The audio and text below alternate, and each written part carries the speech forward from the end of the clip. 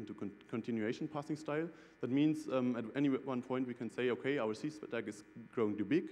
Let's store it all away. Let's put it all onto the heap. Then the stack is empty again, or nearly empty, and then we can make recursions that are arbitrarily deep until our heap space runs out. And it's again important to note that this is only implemented as part of the backend, so it's very little code. It was written in a second. It was written in like 3 days or something, just as a tweak to the backend, and now can be used for the interpreter. Yes? Sorry? Break? Yes. The question was, can we still use a debugger? Because, I mean, yes-ish, no. Basically, the point is we never used the C level debugger because you...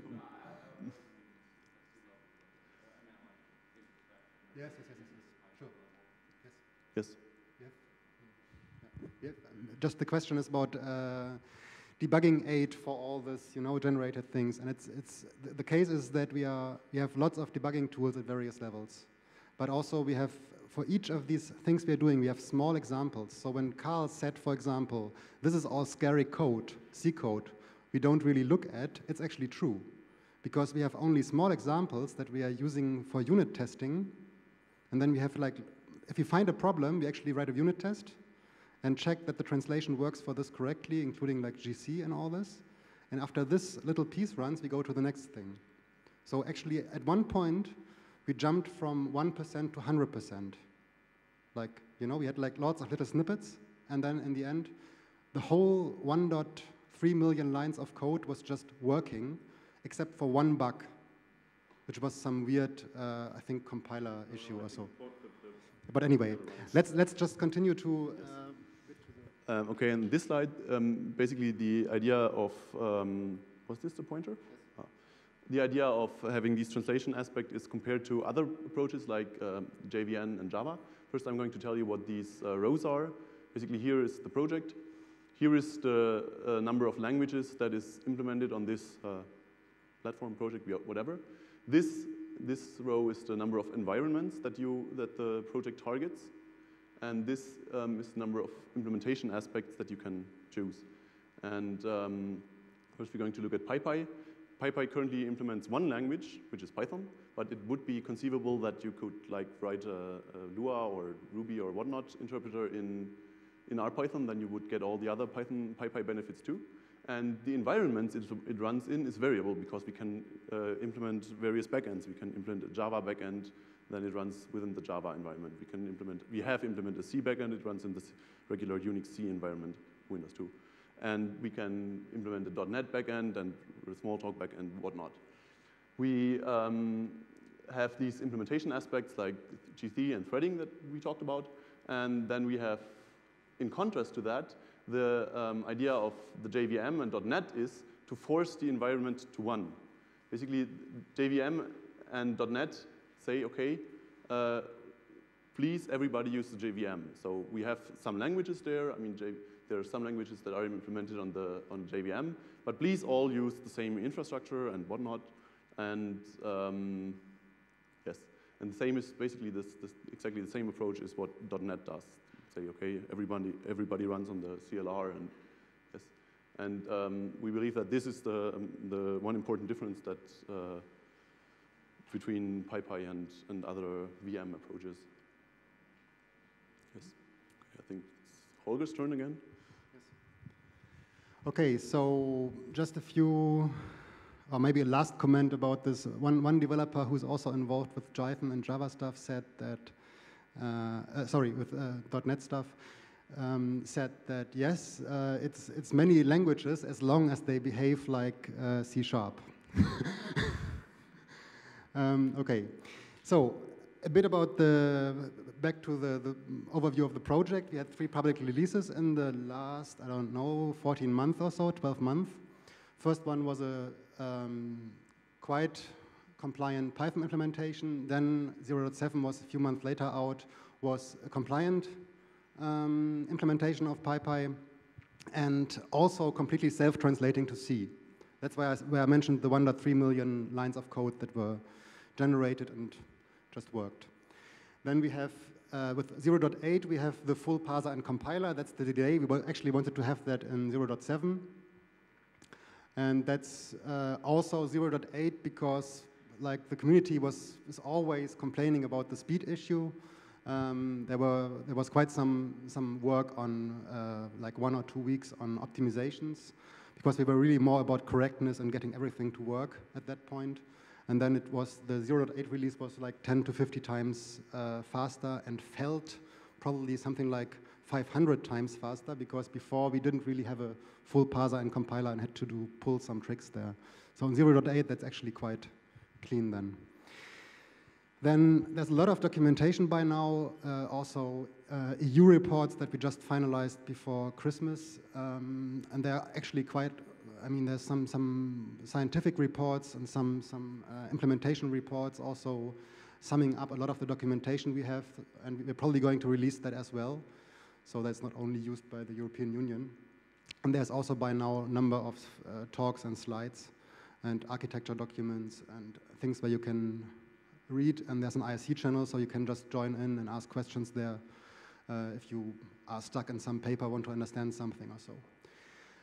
Then maybe also a bit more about with which projects we're having some influences with. There's the Perl 6 thing, I think it was a mail from October, where somebody, to our joy, basically said that they are now looking into the object space abstraction and how we're doing that. So it's the very basic thing I explained earlier. And we also have LLVM, which is also listing pypy now as a major project, actually as a major example for their low-level virtual machine. And the guy, Chris Lutner, and they are helping us a lot, actually. They're very responsive, so we find bugs and they fix it within a day. And he's now at Apple, and they actually, I think, want to integrate LLVM into GCC now. That's a recent development, that they want to implement the optimizations of LLVM into GCC and are talking to the GCC developers to actually get this integrated. So there's a lot of stuff going on in that area. And then there's IronPython I mentioned just earlier. Let's just go to the next slide. One thing, the speed issue, that's kind of interesting. It's a constant issue. It's brought up all the time. It's a frequently asked question. And we haven't really started with serious optimizations, and we are only now starting to generate a just-in-time compiler, which is going to help for application-level programs. It is actually true that you can, like, if you translate the R-Python programs, which is our whole language implementation is majorly implemented there, if you translate that, then you get 10 to 100 times faster compared to running on top of CPython. So it is actually, you can translate this to C and run it very fast. And actually, Christian went to a US company 2 months ago and ported, they wanted to had problems in very performance critical code, had Java code. So in the end, Christian decided to just port this to RPython, right? Translate that, tweak it a bit, and it was actually then running faster than it ran on Java. I don't know the factor actually, but it was so impressive that they are now thinking about ways how to fund us, which is not so easy because of the European Union and whatnot. It's quite complicated, but anyway, there's really some interesting possibilities, and we are thinking about releasing this translation tool by itself, but it's also a lot of effort to actually make it usable for more general cases, so that's not really completely clear if you're doing that. Then, regarding the project framing, what we are aiming at for 2006 is definitely the just-in-time compiler. That's the toughest effort at the moment, and that's the one where you saw the picture of Armin Rigo. He wrote something like this for CPython, and we are seriously doing stuff there now. Then more stackless, non-C calling convention things, which is especially interesting for gaming engines, having millions of micro-threads where objects can communicate and all this. Also work where Christian has worked. And then things like experiments, we have done something in that area, which is now too short a time to show the example. Orthogonal persistence and distribution. So for example, with there's a special object space, 100 lines code of implementation, and you have objects distributed, and you can work completely locally, no Corba, no RMI, no remote method invocation, nothing. You can completely work locally and the language acquires the objects from the network for you, and they basically cluster. So you can have a list of objects, and once you iterate over them, they are all acquired, and then they're in your machine. And if somebody else has a reference to the same list, he will reacquire it sometime later. And it's completely transparent. So at the Python level, you just see your program, and it has all these objects, and you can even say, what is the type of this object, and it's a list. It's nothing special. It's completely transparent, and that's what we call orthogonal. And that's also another effort is going into the direction of building security at the language level into it, so that it's you don't have to subclass anything or so. It's really done at the language level and below. So you just have security roles and all this very cleanly implemented, and maybe as a translation aspect in your binary that you have specialized for high security applications.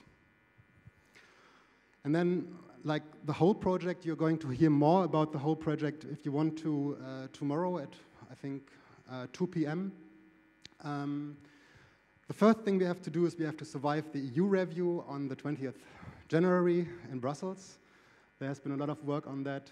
And then we also want to think about better interactions with the community, and we want to think about what actually do we do after the funding ends, because the project is more than just the EU funding. There are lots more people involved also worldwide. And we do think about ways to actually, how do we continue and how do we distribute some money to contributors and all this, and that's a bit involved, and we are trying to improve there. And also we have, it's also more for tomorrow, we have visits planned now to the US in February and Tokyo in April or something, and yes, I know, just want to, and then there's commercial opportunities, but yes. I have a couple of questions. First question, you mentioned lists of integers. Are those magic built-in types, or do you have something like algebraic data types for your analysis? It's, there was some optimization. I distinctly remember seeing in the graph. You mean R-Python integers? Yeah, in the R-Python flow graph, in the type analysis yes, the flow graph. They turn into regular C integers. What? It's, yeah, I know that they turn into regular C lists at the end. The question is, what's the nature of the type you're operating on? What's the type system? Is it a list of integers? You must figure out you have a Python list and you have integers in it some way by inferring the type. The question is just, is there some magic list of integers in your type system, or is the type system smart enough so it will figure out it's a list of integers, or it's a list of foo objects, or it's some weird structure where the second element happens to be an integer? Does it do that? Yes. Okay. The next question, I assume that R-Python doesn't include things like eval or creating new objects at runtime or any other dynamic stuff. How much of a pain in the ass is it to write R-Python compared to regular Python? Basically, it's true. You cannot dynamically execute code easily in R-Python. You can actually do some things. We are using normal Python code from R-Python, and it's doable, right? The pain is, I would say, the main pain is good. The main pain is exceptions. We didn't go into those details, but we do use native exceptions in R-Python.